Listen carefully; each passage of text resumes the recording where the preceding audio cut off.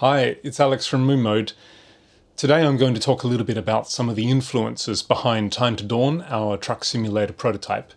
And when it comes to influences on this game and inspiration behind this game, where better place to start than this glorious game? This is Elite Dangerous.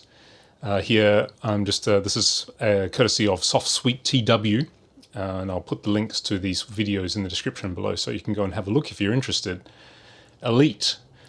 Elite is a spaceship simulator game of the most purest kind, and you can say that because the actual Elite game from 1984, the 8-bit version of it, was the creator of this entire genre of spaceship simulator. It was the first that did it this well, and the cool part about Elite is that, well, there's many cool parts about Elite, but the thing that I love about it is that essentially this game that you're looking at here, this Elite Dangerous was 2014, it was released, but it's still going today.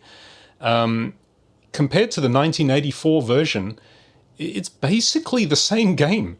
You're a pilot and you just make your way in the galaxy by doing any kind of jobs that you like. You can be a bounty hunter, as we see here, or you can do trade, you can do exploration, you can do asteroid mining. Now in Elite Dangerous, you can land on planets, and there's of course exploration.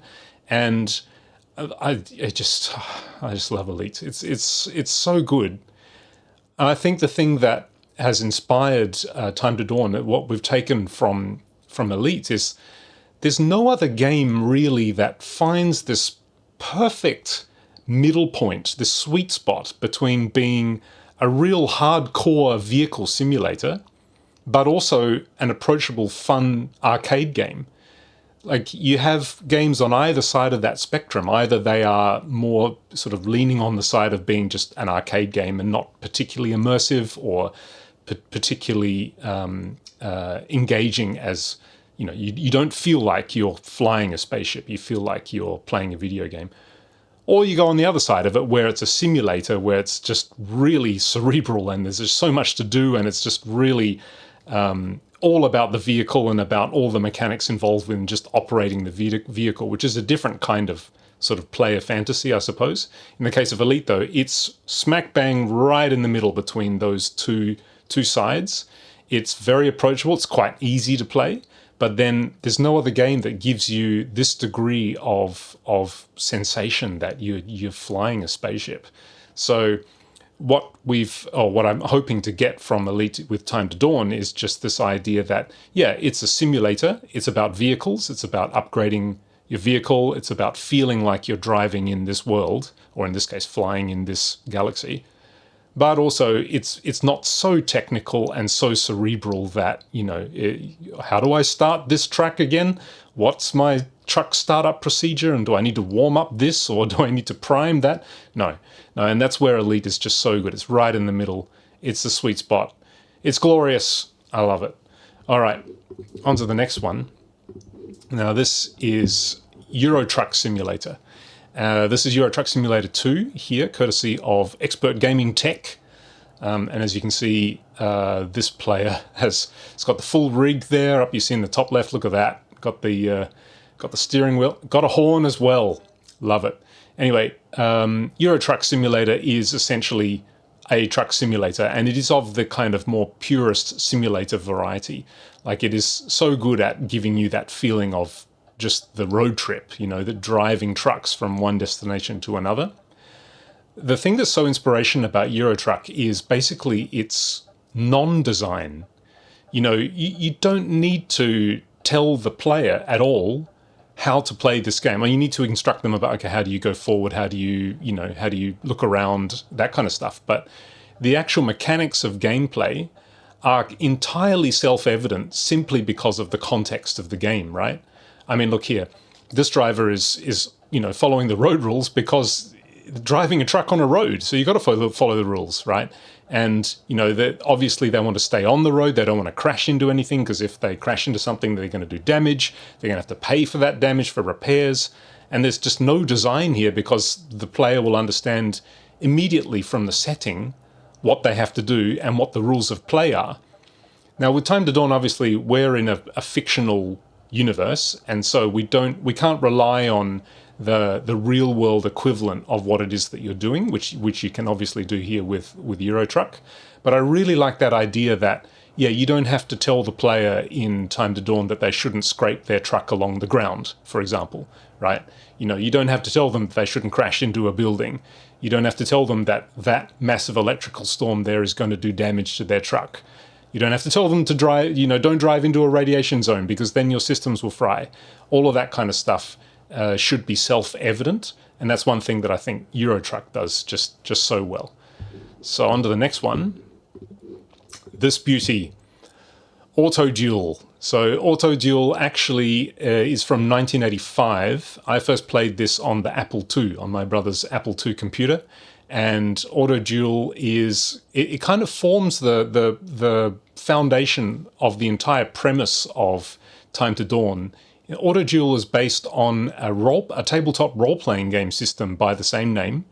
And it's kind of a Mad Max style post-apocalyptic, drive your vehicle to survive kind of game. So in the case of this 8-bit version of Auto Duel back in 1985, I think this is the PC version, but on the Apple II version that I played, yeah, you basically do what you want to do. You go around to different cities around North America in the case of Auto Duel, and you make your way by selling things, transporting things, doing some combat here and there, and you can go to the bar and sit at the bar and talk to people and get jobs. And another really cool aspect of Auto Duel was that actually there's a certain bar in a certain city that if you go into and you talk to a certain person, they will actually open to you a kind of narrative to the game that you can follow and technically complete the game.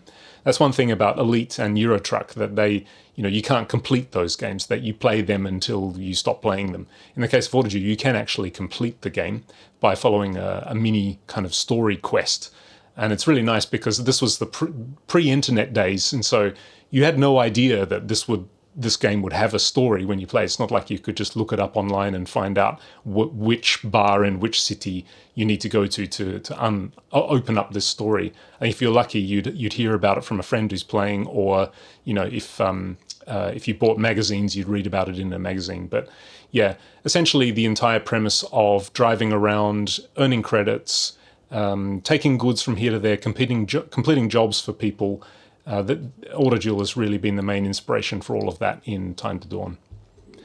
Right, and then the last one is this game, which I'm sure most of you will probably be familiar with. This is Death Stranding, and Death Stranding really it's the mood here. It's the dark, contemplative, slow-paced mood of this game, which is just, I love it. It's really, really inspirational. And that actually is one thing that all 4 of these games have in common, and that is that they are slower paced. It's not like wall-to-wall, endless action. Well, maybe in Death Stranding, I guess it kind of is, because you have this tension that's always bubbling under the surface here. But certainly in the case of Elite and Euro Truck, they are slower paced games. And what I really like about slower paced games is they have this way of sort of inspiring your imagination to fill in those gaps.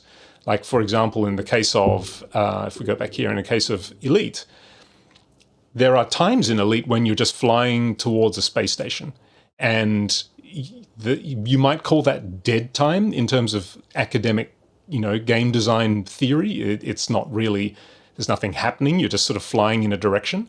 But what I found with Elite is that when that happens, your imagination kicks in and takes over, and you start thinking about, oh yeah, well, when I get to the station, I'm going to look at the price of, prismatic shields. Oh, actually, maybe I like my Bioweave shields more. I don't know. Should I A-rate this, or should I engineer that? What should I do? What should I do next? Maybe I don't want to do any combat. Maybe I want to do some cargo hauling. Well, I'm going to need a ship to do that. And, there's no better ship for cargo hauling than this or that, et cetera, et cetera. Your imagination starts to create that gameplay in your own mind.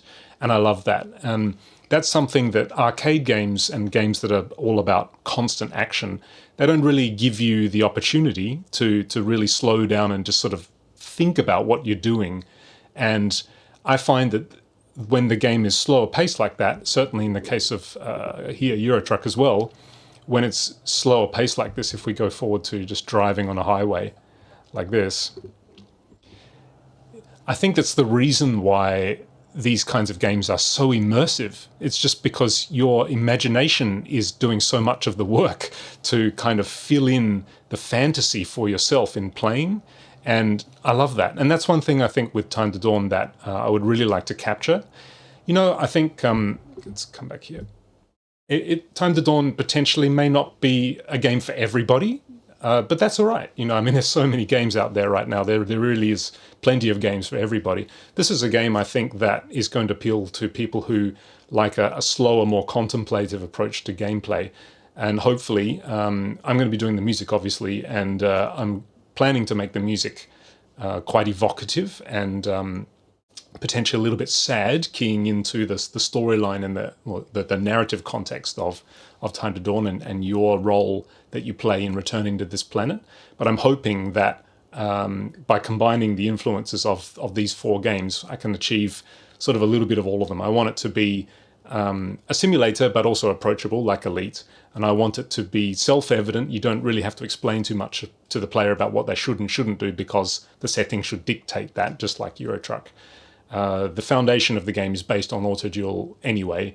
And then finally, Death Stranding, that kind of dark mood, and especially in the case of Time to Dawn, because you're always playing at nighttime, the darkness and the heavy feeling of the game is something that I really want to capture in Time to Dawn as well.